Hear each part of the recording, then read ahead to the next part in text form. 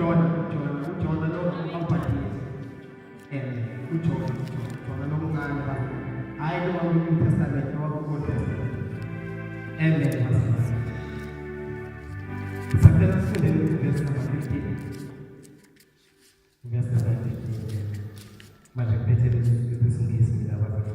Sakela ufundele ngezulu verse number 15 uJona chapter 1 from verse number 15 to verse number 17 Kesifundeke bazalwane incwadi kaJona chapter 1 verse 15 Amphakamisa uJona amphoselwana ulwandle lwase luphuza ukufutha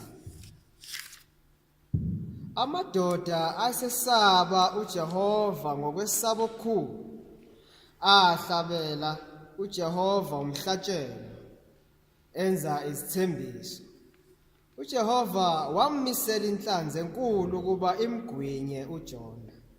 uJona wayesezibilini zenhlanzi izinsuku ezintathu nobusuku obuthathu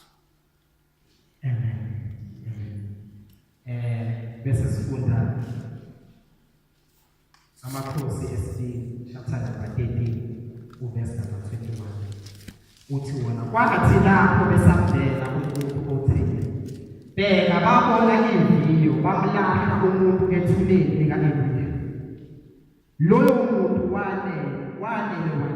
wanele ukuthinta nje amathambo kaEliya waphila wema ngezinyawo zakhe baba siyabusisa ukufunda bezilaka bazalwane ngiyabingelela egameni likaJesu bazalwane ngizonipha izwi ngesihlokwana esincane sami ethi ulahle endaweni yovuko lwakho uma ufunda indaba kaJona lithi iBhayibheli uJona kwakumele ukuthi eNiniva yena wayethakashisha lithi iBhayibheli phakathi emzini ngoba basivuke isivuguvugu babuza nabodwa bonke bathi asithandazeni uNkulunkulu bethu noma bathandaza nalabo abanye babiza uNkulunkulu wabo nalabo abanye babiza uNkulunkulu wabo kodwa lithi iBhayibheli uJona wayelele kulesitoko uJona kulele lithi iBhayibheli wagileshile uJona ukuthi hayi yimi madoda uNkulunkulu bethe akuyeni iNiniva mina ngayethakashisha siphakathi emkhunjini kodwa